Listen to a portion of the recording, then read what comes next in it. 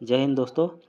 आज हम लोग बायोलॉजी के चैप्टर 2 का ऑब्जेक्टिव वीडियो का रिवीजन करेंगे। इसके पहले सब्जेक्टिव इसका देख लिए थे। यह चैप्टर है हिस्टोलॉजी। इसके तहत हम लोग देख रहे थे स्टडी ऑफ टिश्यू यानी ऊतक विज्ञान। इसका सब्जेक्टिव चैनल पे अपलोड है। आज इसका ऑब्जेक्टिव का रिवीजन हम लोग करेंगे।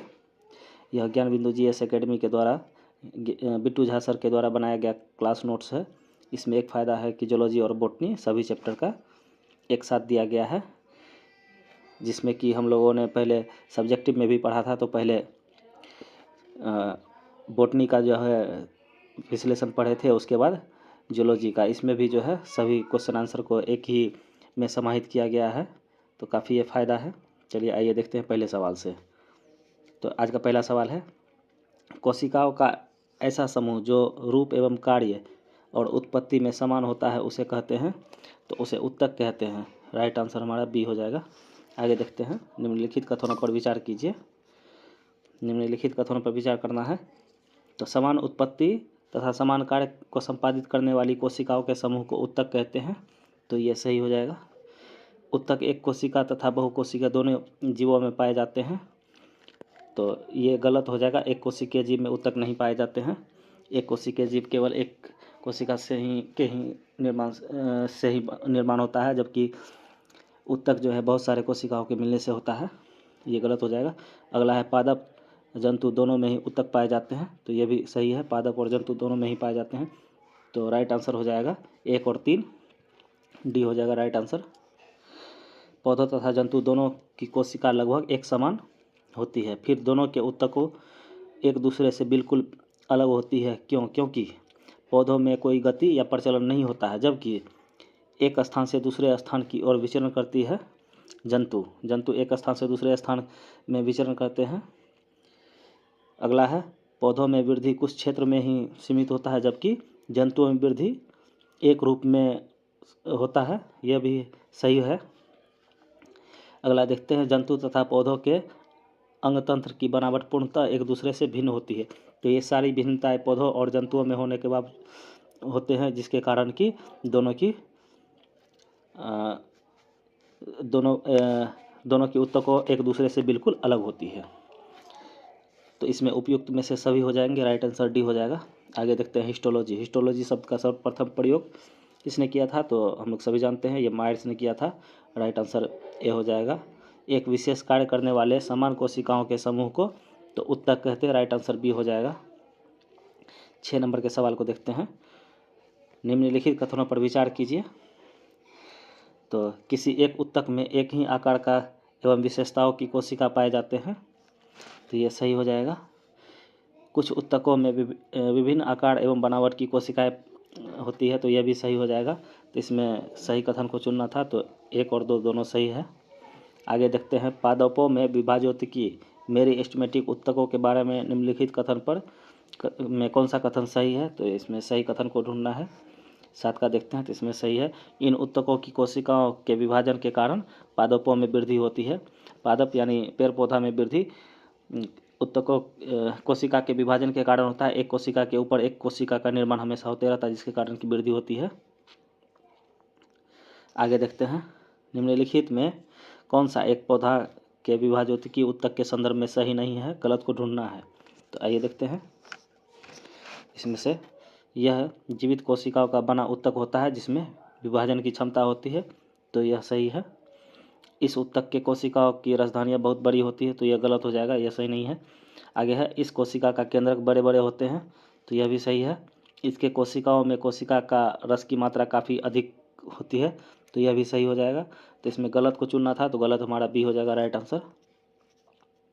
आगे देखते हैं, शीर्षस्थ विभाज्योतिकी ऊतक उत्तरदायी होता है। शीर्षस्थ विभाज्योतिकी उत्तरदायी होता है, तो यह लंबाई वृद्धि के लिए, लंबाई वृद्धि पेड़ पौधा का प्राथमिक वृद्धि कहलाता है। शीर्षस्थ विभाज्योतिकी ऊतक लंबाई वृद्धि के लिए उत्तरदायी होता है। आगे 10 नंबर के सवाल को देखते हैं। वह ऊतक जो प्राथमिक वृद्धि के लिए उत्तरदायी होता है, तो प्राथमिक वृद्धि पहले देखा हम लोगों ने, लंबाई वृद्धि को ही प्राथमिक वृद्धि कहते हैं। अब वह ऊतक जो प्राथमिक वृद्धि के लिए उत्तरदायी है, तो शीर्षस्थ विभाज्योतिकी ऊतक जो कि लंबाई के वृद्धि के लिए जिम्मेवार है। ए राइट आंसर हो जाएगा। अगला देखते हैं 12 नंबर के सवाल को। संवहन ऊतक में अवस्थित कैम्बियन एवं वृक्ष के छाल के नीचे का कैम्बियम उदाहरण है। तो इसका हो जाएगा पार्श्व विभाजोत्की ऊतक। यह द्वितीय वृद्धि के लिए होता है। पेड़ पौधों की मोटाई जो है द्वितीय वृद्धि के कारण होता है, जो कि पार्श्व विभाजोत्की ऊतक इसके लिए जिम्मेवार है। आगे है ऊतक जो द्वितीयक वृद्धि के लिए उत्तरदायी है। तो यह हो जाएगा कैम्बियम। पार्श्व विभाजोत्की ऊतक किसी पौधे के तने के घेरे को बढ़ाने के लिए निम्नलिखित में से कौन सा ऊतक उत्तरदायी है? तो इसका हो जाएगा पार्श्व विभाजोत्की ऊतक यानी कैम्बियम। यह मोटाई, पौधों की मोटाई बढ़ने के लिए उत्तरदायी है। अगला देखते हैं, निम्नलिखित कथनों पर विचार कीजिए। आइए देखते हैं, पौधों के अस्थायी ऊतक के कोशिकाओं में विभाजन की क्षमता नहीं होती।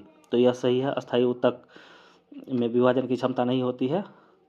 वो आगे है, विभाजोत्की ऊतक की वृद्धि के फलस्वरूप पौधों में अस्थायी ऊतक बनते हैं। तो ये भी सही है। तो राइट आंसर हो जाएगा 1 तथा 2, दोनों कथन सही है, सही को ढूंढना था।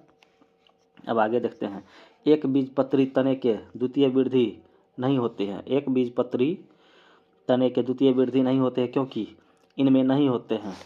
तो इनमें कौन सा चीज़ नहीं होता है देख लेते हैं। तो कैम्बियम नहीं होता है, कैम्बियम इसमें नहीं होता है। बाकी फ्लोएम, जाइलम और हार्मोन ये सभी होते हैं, कैम्बियम नहीं होता। राइट आंसर यही हो जाएगा, गलत को ढूंढना था। आगे 17 नंबर के सवाल को देखते हैं, निम्नलिखित में से किसे प्राथमिक विभाजोत्की कहते हैं क्योंकि यह पौधों के जीवन चक्र के प्रारंभ में बनते हैं और प्राथमिक पादप शरीर बनाते हैं। तो यह पहले भी हम लोगों ने देखा था। इसमें शीर्षस्थ विभाजोत्की और अंतर्वेशी विभाजोत्की यानी ए और सी दोनों सही है। राइट आंसर हो जाएगा डी नंबर राइट हो जाएगा। आगे देखते हैं 18 नंबर में, संवहन ऊतक का निर्माण किस विभाजोत्की के द्वारा होता है, किस मेरिस्टेमेटिक के द्वारा होता है? तो ये देखेंगे पार्श्व विभाजोत्की ऊतक के द्वारा संवहन यानी मेरिस्टेमेटिक टिश्यू का निर्माण होता है। आगे देखते हैं 19 नंबर का सवाल है, मृदु ऊतक यानी पैरेन्काइमा किस प्रकार के ऊतक है?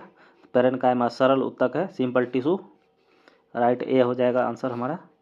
आगे 20 नंबर के सवाल को देखते हैं, निम्नलिखित में से किस ऊतक में जीवित कोशिकाएं पाई जाती है? तो जीवित कोशिकाएं पाई जाती है मृदु ऊतक और स्थूल कोण ऊतक, इन दोनों में जीवित कोशिकाएं पाई जाती है। तो राइट आंसर हो जाएगा ए और बी यानी डी नंबर सही हो जाएगा। मृदु ऊतक का मुख्य कार्य है, मृदु ऊतक का मुख्य कार्य भोज्य पदार्थ का संग्रह करना। आगे 22 नंबर के सवाल को देखते हैं, वायु ऊतक एरेन्काइमा किन पौधों में पाया जाता है? तो एरेन्काइमा ये हाइड्रोफाइटा जलों में रहने वाले जलोद्भिद पौधों में पाया जाता है। वायु ऊतक के कारण ही पेड़ पौधे जल में तैरते हैं। तो हाइड्रोफाइटा हो जाएगा। जलोद्भिद निम्नलिखित में से किसकी उपस्थिति के कारण जल में तैरते हैं? तो ऊपर भी हम लोगों ने देखा था, वायु ऊतक की उपस्थिति के कारण। ये हमारा राइट आंसर हो जाएगा। अब आगे देखते हैं 24 नंबर के सवाल को, वह कौन सा ऊतक है जिसकी कोशिकाएं जीवित होती है, भित्ति सेलुलोज तथा पेप्टिन की बनी होती है? वह कौन सा ऊतक है जिसकी कोशिकाएं जीवित होती है, भित्ति सेलुलोज तथा पेक्टिन की बनी होती है और कोनों पर अलिग्नित स्थूल मिलते हैं? तो यह हो जाएगा इसका right answer collenchyma right answer हो जाएगा सी, कोलेनकाइमा ऊतक। आगे देखते हैं 25 नंबर के सवाल को, निम्नलिखित में से कौन एक ऊतक केवल तरुण पौधों में पाया जाता है, बड़े बड़े वृक्षों में नहीं पाया जाता है? तरुण पौधों में स्थूल कोण ऊतक पाया जाता है। राइट आंसर डी हो जाएगा। आगे 26 का देखते हैं, शाकीय द्विबीजपत्री पौधे जैसे सूरजमुखी, कद्दू को लचीलापन तथा दृढ़ता प्रदान करने वाला ऊतक है। तो यह हो जाएगा स्थूल कोण ऊतक। राइट आंसर सी हो जाएगा। निम्नलिखित में से कौन सा एक ऊतक जड़ में उपस्थित नहीं रहता है? तो जड़ में उपस्थित नहीं रहता है स्थूल कोण ऊतक। बाकी मृदु ऊतक और वायु ऊतक, दृढ़ ऊतक ये सभी जड़ में उपस्थित होते हैं। वायु ऊतक जो है जलोद्भिद पौधे में होते हैं। आगे आइए 28 नंबर के सवाल को देखते हैं, निम्नलिखित में से किस ऊतक के कोशिकाओं की भित्ति लिग्निन के कारण मोटी हो जाती है? तो यह दृढ़ ऊतक की कोशिकाओं की भित्ति लिग्निन के कारण मोटी हो जाती है। आइए देखते हैं 29 नंबर के सवालों को,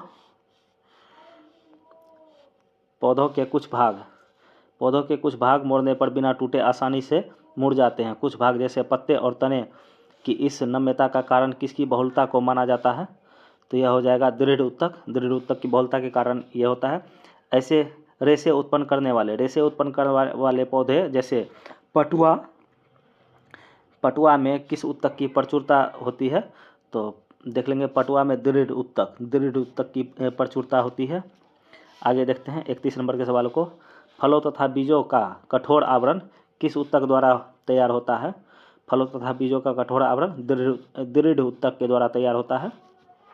32 नंबर के सवाल को देखेंगे। सुबेरिन नामक कार्बनिक पदार्थ जमा होता है। सुबेरिन नामक कार्बनिक पदार्थ कॉर्क कोशिका में कॉर्क यानी वृक्षों के छाल में होते हैं जमा। यह बड़े होने पर, पौधे के बड़े होने पर यह जमा होता है। कॉर्क कोशिका से वृक्ष के स्पष्ट छाल को कहते हैं। इसमें सुबेरिन कॉर्क पदार्थ होता है। अब व्यावसायिक कॉर्क किससे प्राप्त किया जाता है? तो व्यावसायिक कॉर्क हो जाएगा संवहन कैम्बियम से। सी नंबर राइट आंसर हो जाएगा, यानी कि जाइलम एवं फ्लोएम। गलत हो गया, ये नहीं होगा, सॉरी माफ़ कीजिएगा। कॉर्क कैम्बियम से हो जाएगा राइट आंसर। ये पार्श्व विभाज्योतिकी ऊतक है। कॉर्क कैम्बियम पार्श्व विभाज्योतिकी ऊतक है। इसका राइट आंसर हो जाएगा डी, कॉर्क कैम्बियम। व्यापारिक कॉर्क किससे प्राप्त किया जाता है? तो कॉर्क कैम्बियम से प्राप्त किया जाता है। आगे देखेंगे 34 के सवाल को। 34 नंबर का सवाल, वाणिज्यिक मूल वाला कॉर्क किससे प्राप्त किया जाता है? तो क्वेकर्स सुबेरिन से प्राप्त किया जाता है। वाणिज्यिक मूल वाला कॉर्क क्वेकर्स सुबेरिन नामक पौधे से प्राप्त किया जाता है। राइट आंसर सी हो जाएगा। अब मृदु ऊतक पैरेन्काइमा की कोशिकाएं होती है। पैरेन्काइमा की कोशिकाएं होती है गोलाकार। पैरेन्काइमा की कोशिका गोलाकार होती है। दृढ़ कोशिका एस्केलेडेनकाइमा में कौन सा गुण नहीं पाया जाता है? इसमें नहीं पाया जाता है, नहीं को देखेंगे, इसको थोड़ा ऊपर कर ले। दृढ़ कोशिका एस्केलेडेनकाइमा में कौन सा गुण नहीं पाया जाता है? तो आइए देखते हैं 36 नंबर के सवाल को। तो ये मृदु ऊतक कोशिकाओं से निर्मित होते हैं। तो ये नहीं है, ये गलत हो जाएगा। इसकी भित्तियों में लिग्निन विद्यमान होती है, तो ये सही हो जाएगा। ये कोशिकाएं मृत और संकीर्ण अवकाशी होती है, यह भी सही हो जाएगा। इनकी कोशिकाएं बहुत लंबी और उनके सिर नुकीले होते हैं, तो यह भी सही हो जाएगा। तो गलत को ढूंढना था, तो राइट आंसर ए हो जाएगा। आगे 37 नंबर के सवाल को देखते हैं।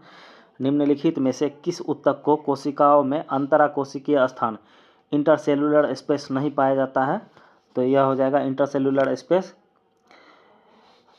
विभाज्योतिकी ऊतक और दृढ़ ऊतक, इन दोनों में इंटरसेलुलर स्पेस नहीं पाए जाते हैं। बाकी मृदु ऊतक में पाए जाते हैं, इसमें नहीं पाए जाते हैं। तो इसका राइट आंसर हो जाएगा ए और सी, यानी कि डी हो जाएगा राइट आंसर। विभाज्योतिकी ऊतक और दृढ़ ऊतक दोनों में इंटरसेलुलर स्पेस नहीं पाए जाते हैं। मृदु ऊतक में इंटरसेलुलर स्पेस पाए जाते हैं। अब आइए 38 नंबर के सवाल को देखते हैं।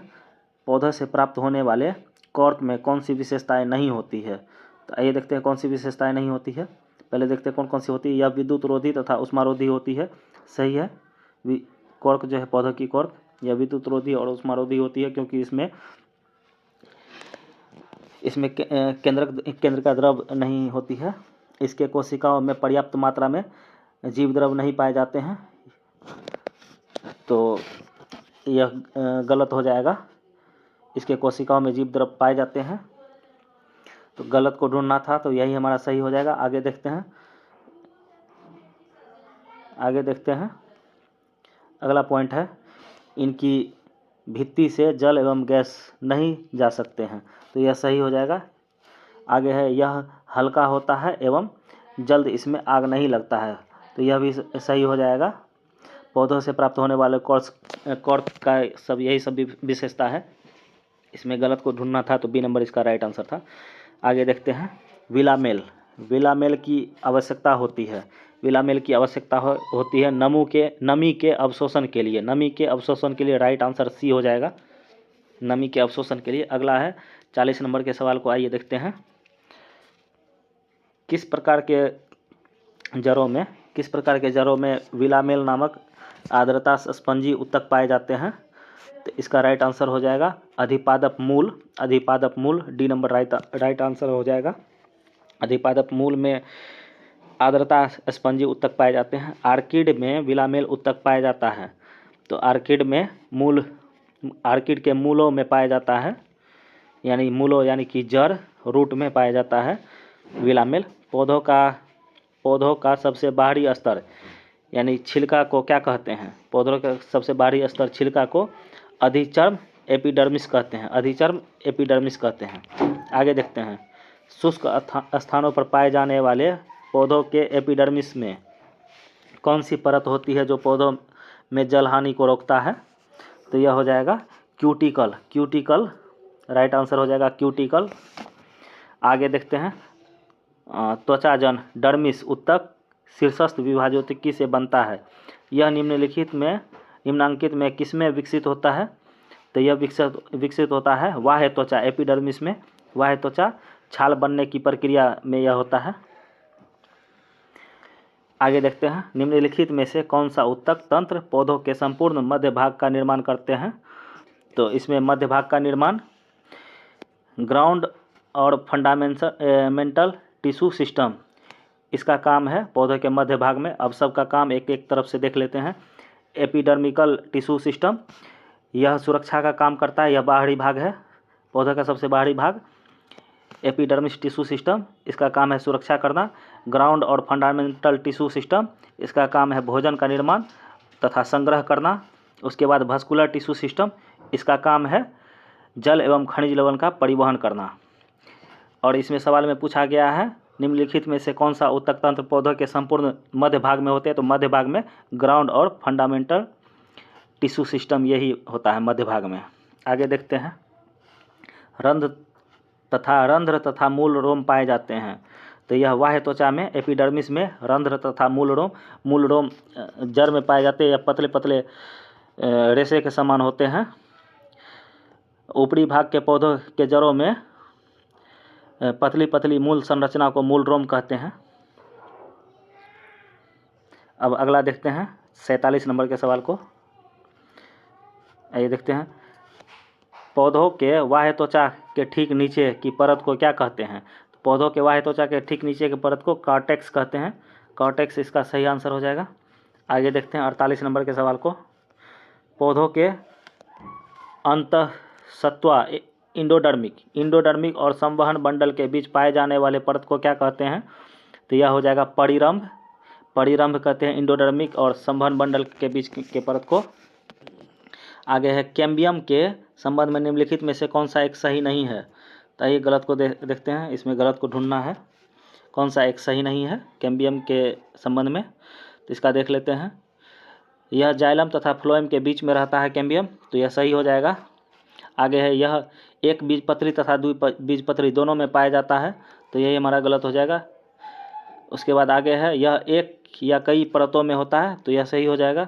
इसकी कोशिकाएं पतली दीवार वाली तथा आयताकार होती है, तो यह भी सही हो जाएगा। इसमें गलत को ढूंढना था, तो बी हमारा गलत हो जाएगा।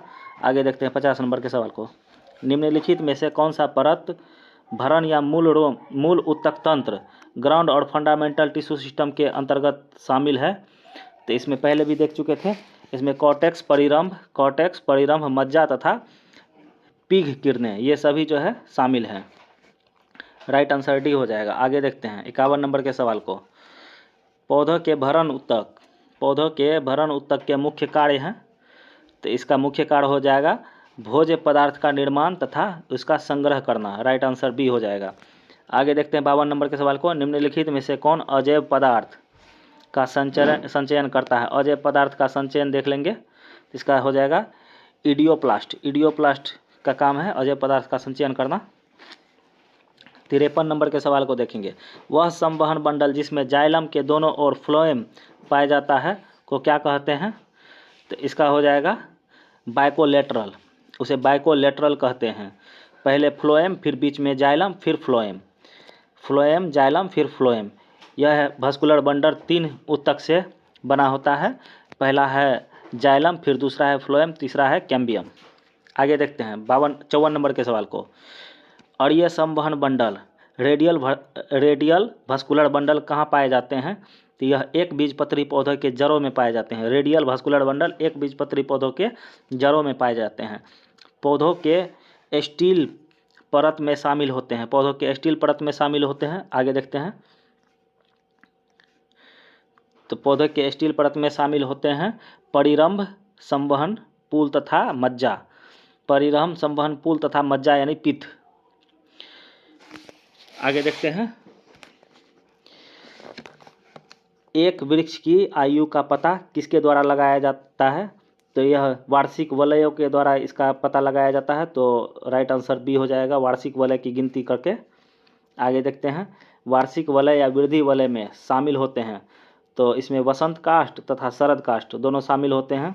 निम्नलिखित में से किसकी सक्रियता के कारण वृद्धि वलय बनती है? तो वृद्धि वलय बनती है यह अंतःरंभीय एधा के कारण। अंतःरंभीय एधा, राइट आंसर ए हो जाएगा, वृद्धि वलय का निर्माण होता है।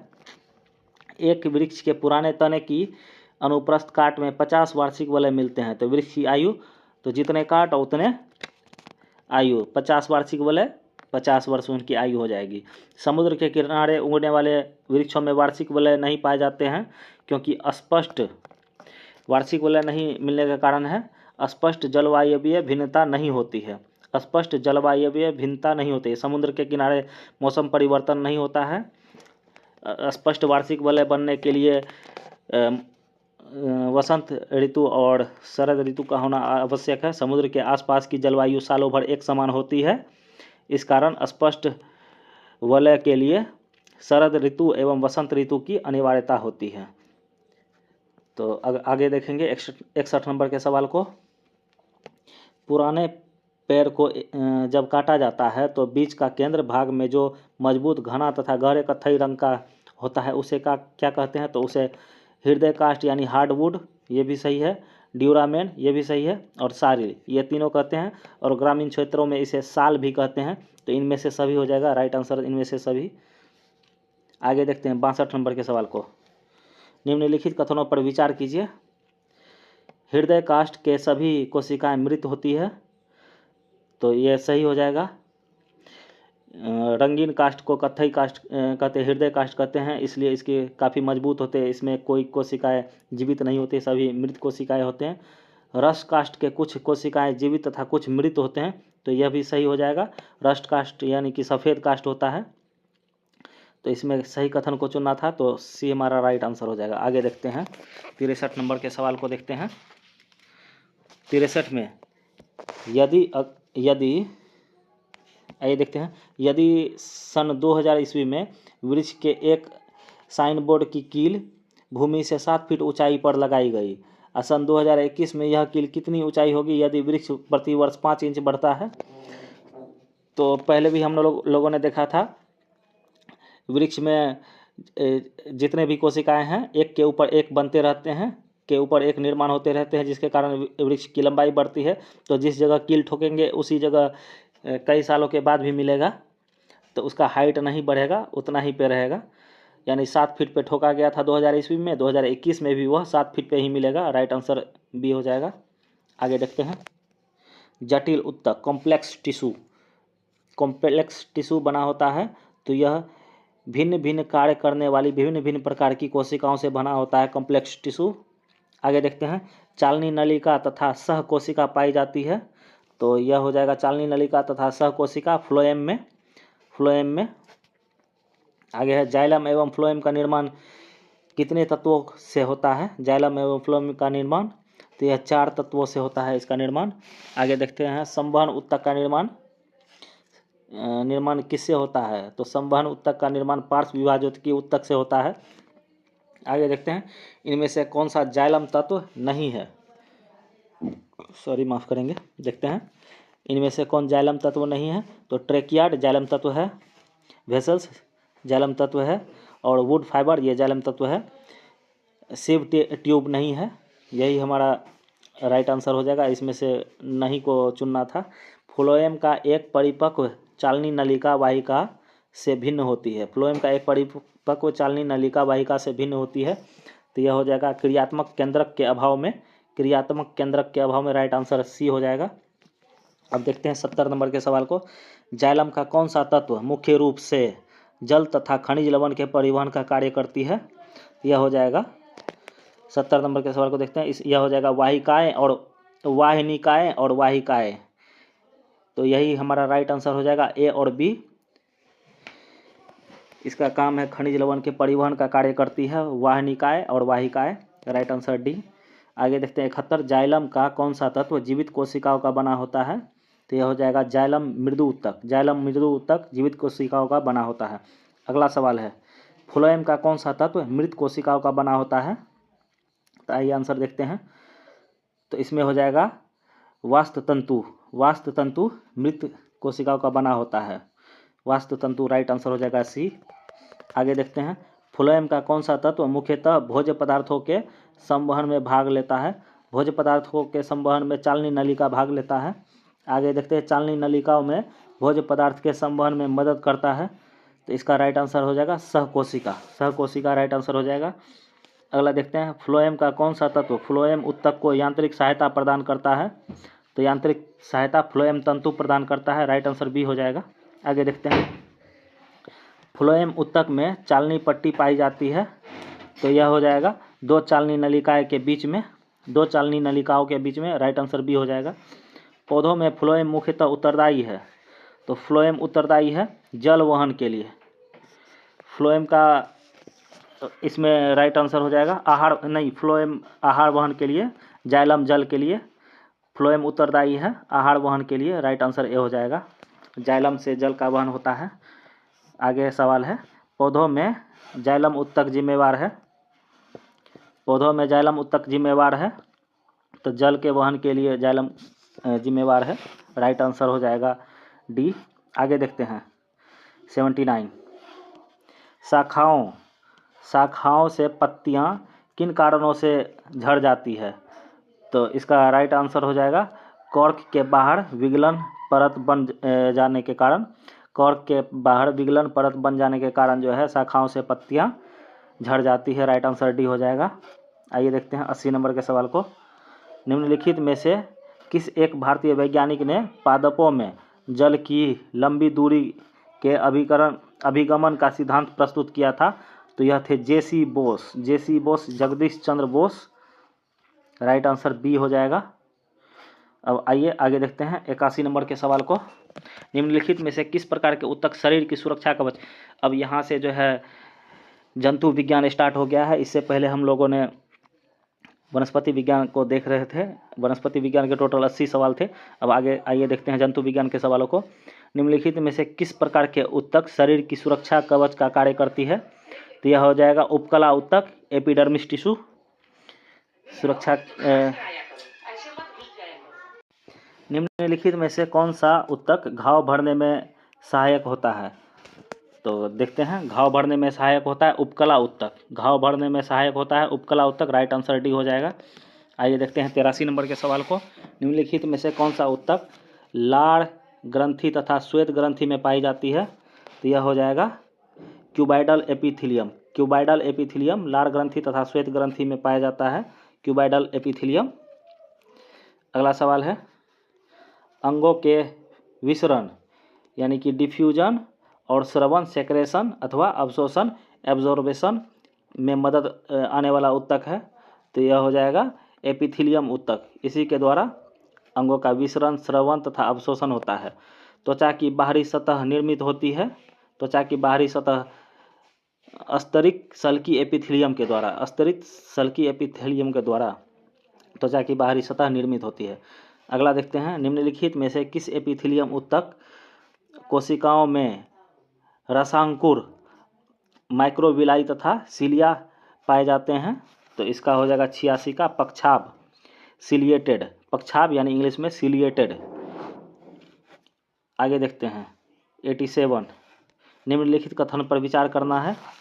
तो ये विचार करते हैं एपिथीलियम ऊतक में कोशिकाओं की संख्या कम होती है तथा अंतराकोशिकीय पदार्थ अधिक होती है।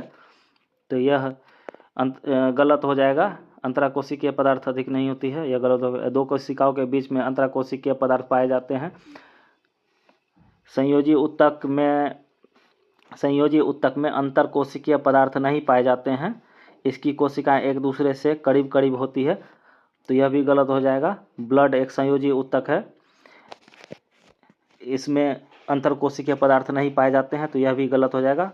तो इसमें सही कथन का चुनना था, तो न तो 1 न ही 2, यानी राइट आंसर डी हो जाएगा। गलत को चुनना था। सल्की एपिथेलियम ऊतक का प्रमुख कार्य है।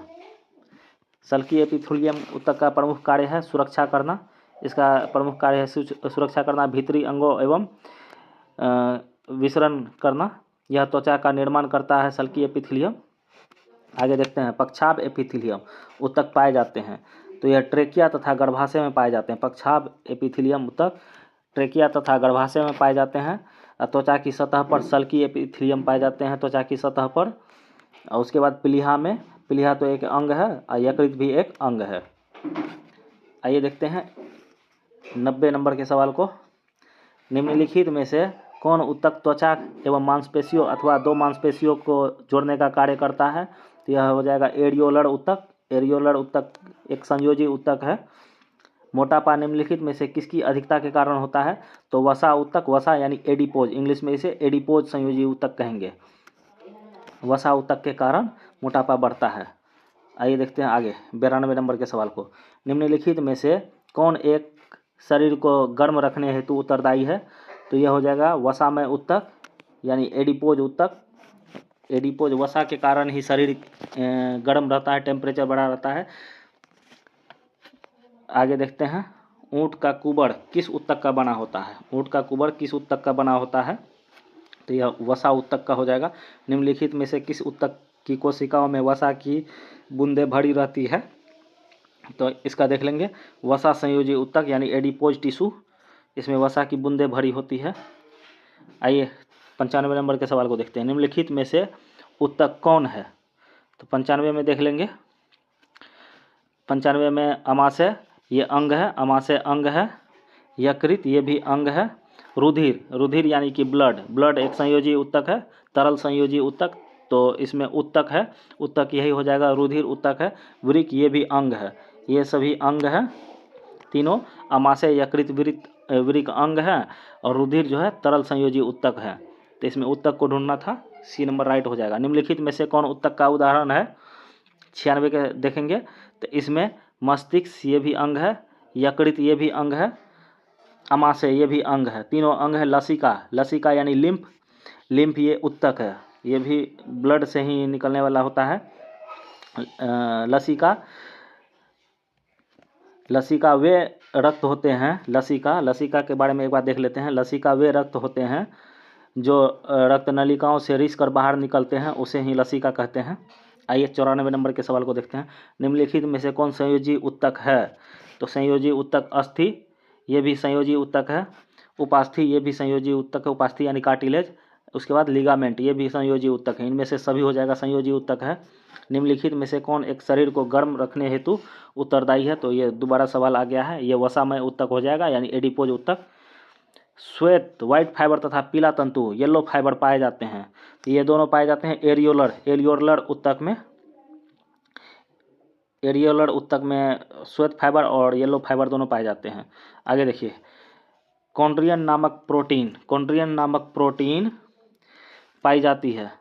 तो यह पाई जाती है उपास्थि में, कार्टिलेज में, कार्टिलेज में पाए जाते हैं। टेंडन का निर्माण होता है, टेंडन का श्वेत तंतुमय ऊतक के द्वारा होता है, व्हाइट फाइबर के द्वारा होता है टेंडन का निर्माण। आइए आगे देखते हैं 102 नंबर के सवालों को। लिगामेंट, लिगामेंट का निर्माण होता है। तो लिगामेंट का निर्माण होता है पीला तंतुमय ऊतक से, लिगामेंट का निर्माण होता है पीला तंतुमय ऊतक से। टेंडन तथा लिगामेंट किस प्रकार के ऊतक है? तो यह हो जाएगा संयोजी ऊतक है, टेंडन तथा लिगामेंट। आइए 104 नंबर के सवाल को देखते हैं। निम्नलिखित कथनों पर विचार कीजिए। आइए देखते हैं। टेंडन मांसपेशी में अस्थि से अथवा दूसरी मांसपेशी से जोड़ता है, तो यह सही हो जाएगा। लिगामेंट हड्डियों को हड्डियों से जोड़ता है, यह भी सही हो जाएगा। इसमें सही कथन को चुनना था, तो एक और दो दोनों सही है, सी हमारा राइट आंसर हो जाएगा। आगे देखते हैं सेबेसियन ग्रंथि कहाँ पाई जाती है? सेबेसियन ग्रंथि कहाँ पाई जाती है? तो इसको देख लेते हैं। यह स्तनियों की त्वचा के डर्मिस में, स्तनियों की त्वचा के डर्मिस में यानी ऊपरी सतह में पाए जाते हैं। लैक्राइमल ग्रंथि क्या स्रावित करती है? तो लैक्राइमल ग्रंथि आंसू स्रावित करते हैं, आंसू। यह आँखों में पाया जाता है, यह ग्रंथि आँख में पाया जाता है। आइए देखते हैं आगे 107 नंबर। किस ऊतक से तलवे, खुर और सींग बनते हैं?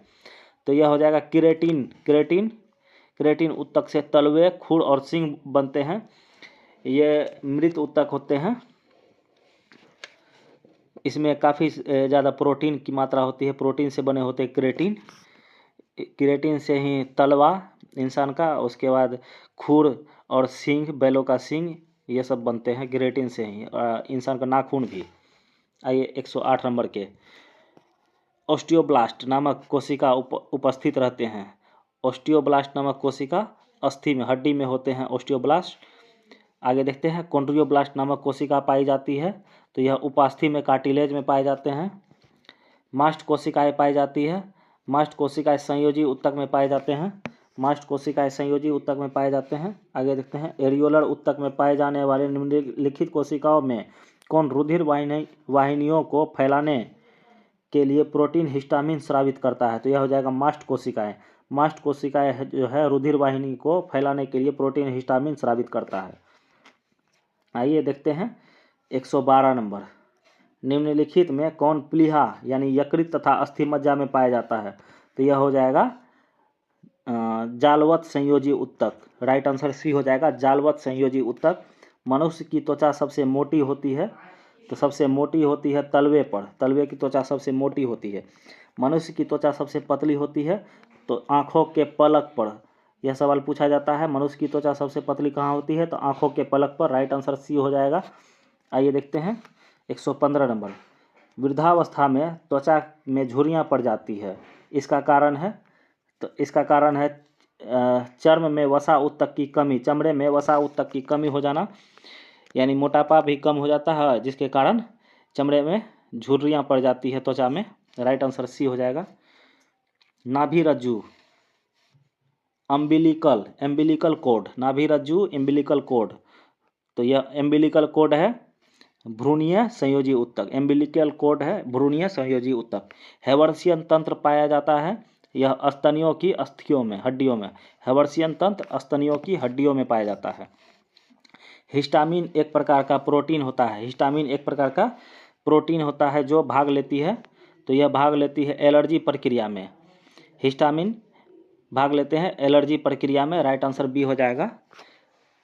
कोलेजन फाइबर शरीर में पाए जाने वाले कुल प्रोटीन का, तो यह हो जाएगा कोलेजन कुल प्रोटीन का 1/3 भाग है। कोलेजन फाइबर शरीर में पाए जाने वाले कुल प्रोटीन का 1/3 भाग है। आइए देखते हैं 120 नंबर के सवाल को, संयोजी ऊतक का अधिकांश प्रोटीन, संयोजी ऊतक का अधिकांश प्रोटीन कोलेजन है। संयोजी ऊतक का अधिकांश प्रोटीन कोलेजन है। बाह्य कर्ण में पाए जाने वाले अंतः कंकाल है, तो यह हो जाएगा उपास्थि यानी कार्टिलेज। कान जो है, कान में पाया जाने वाला कंकाल उपास्थि होता है। शारीरिक अंगों में गति के लिए जिम्मेदार ऊतक है, तो यह है पेशी ऊतक। पेशी ऊतक गति के लिए, जिसे मस्कुलर टिश्यू कहते हैं।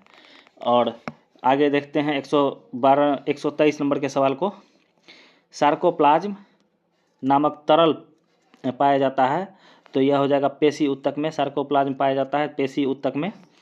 आरेखिक तथा रेखित ऊतक मूल रूप से किस प्रकार के ऊतक हैं? तो यह हो जाएगा पेशी ऊतक, आरेखित तथा रेखित मस्कुलर टिश्यू। नेत्र के आइरिस में पाए जाने वाले ऊतक हैं, तो यह हो जाएगा आरेखित पेशी। नेत्र के आइरिस में आरेखित पेशी। 126 नंबर के सवाल को देखते हैं, इंटरकेलेटरल डिस्क उपस्थित होते हैं, तो यह हो जाएगा हृदय पेशी में। इंटरकेलेटरल डिस्क हृदय पेशी में। निम्नलिखित में से कौन सी पेशी ऐच्छिक पेशी है? तो ऐच्छिक पेशी रेखिक पेशी, यह ऐच्छिक पेशी है। आहार नाल के एक भाग से दूसरे भाग में भोजन का प्रवाह किस पेशी के संकुचन एवं प्रसार के कारण होता है? तो यह हो जाएगा पेशी ऊतक, सॉरी माफ़ करेंगे, आरेखित पेशी। आरेखित पेशी के कारण यह होता है। आइए देखते हैं 129 नंबर के सवाल को, मायोफाइब्रिल नामक रचना किस ऊतक में पाई जाती है? मायोफाइब्रिल रचना पेशी ऊतक में पाए जाते हैं। राइट आंसर ए हो जाएगा। निम्नलिखित में से किस पेशी में थकान उत्पन्न नहीं होता है? तो यह हो जाएगा कार्डियक पेशी। कार्डियक पेशी में थकान उत्पन्न नहीं होता है, बाकी रेखित पेशी, आरेखित पेशी, इन दोनों में थकान उत्पन्न होता है। शरीर के कुल भार का लगभग 50% भाग, शरीर के कुल भार का लगभग 50% भाग है, तो वह रेखित पेशी का है। कंकाल पेशी या ऐच्छिक पेशी भी इसे कहते हैं। संवेदना का चालन शरीर में एक भाग से दूसरे भाग में होता है। यह तंत्रिका ऊतक, तंत्रिका पेशी में होता है, तंत्रिका ऊतक में होता है। यह ब्रेन की न्यूरॉन कोशिका है। यह तंत्रिका ऊतक में होता है, न्यूरॉन कोशिका के मिलने से बनता है तंत्रिका ऊतक। तंत्रिका ऊतक इकाई है, यह न्यूरॉन की इकाई है। तंत्रिका ऊतक की इकाई है न्यूरॉन, तंत्रिका ऊतक की इकाई है न्यूरॉन। आइए आगे देखते हैं 134 नंबर के सवाल को। मनुष्य के शरीर में सबसे लंबी कोशिका होती है, तो यह तंत्रिका कोशिका होती है। मनुष्य के शरीर की सबसे लंबी कोशिका तंत्रिका कोशिका। जन्म के बाद मानव के किस ऊतक में कोई कोशिका का विभाजन नहीं होता है, तो यह तंत्रिका कोशिका में कोई विभाजन नहीं होता है। आगे देखते हैं 136। न्यूरॉन डेंड्रॉन से निकलने वाली पतली पतली शाखाएं क्या कहलाती है, तो डेंड्राइट कहलाती है। न्यूरॉन डेंड्रॉन से निकलने वाली पतली पतली शाखाएं डेंड्राइट कहलाते हैं। और लंबे भाग को एलेक्सॉन कहते हैं, लंबे भाग को एलेक्सॉन कहते हैं। रेनबियर का नोड कहाँ पाया जाता है, रेनबियर का नोड तंत्रिका में पाया जाता है। रेनबियर का नोड तंत्रिका में पाया जाता है। अब दो न्यूरॉन को जोड़ को क्या कहते हैं, दो न्यूरॉन के जोड़ को, तो यह सिनेप्स कहते हैं। दो न्यूरॉन के जोड़ को सिनेप्स कहते हैं। आइए देखते हैं 139 139 नंबर के सवाल को। न्यूरॉन कोशिका में संवेदना का संचार कैसे होता है, तो यह संवेदना का संचार एक न्यूरॉन के एनेक्सॉन से दूसरे न्यूरॉन के डेंड्रॉन में, एक न्यूरॉन के एनेक्सॉन से दूसरे न्यूरॉन के डेंड्रॉन में। तो राइट आंसर ए हो जाएगा। न्यूरॉन की कोशिका में संवेदना का संचार होता है एक न्यूरॉन के एक्सॉन से दूसरे न्यूरॉन के डेंड्रॉन में। Right answer A. आज का अंतिम सवाल देखते हैं। बायोप्सी संबंधित है। तो बायोप्सी परीक्षण जो है कैंसर के इलाज में किया जाता है। यह परीक्षण के लिए ऊतकों को शरीर से अलग करने से है। कैंसर के इलाज के लिए, उसके जांच के लिए जो है परीक्षण के लिए ऊतकों को शरीर से निकाल के उसका जांच किया जाता है। तो काफ़ी मेहनत के बाद बायोलॉजी के दूसरे चैप्टर का 140 ऑब्जेक्टिव वीडियो का आज पूरा करवा दिया गया है। आशा करता हूं कि आप लोग इसका 2-3 बार रिवीजन करेंगे और अपनी तैयारी को मजबूत करेंगे। तो चलिए, धन्यवाद।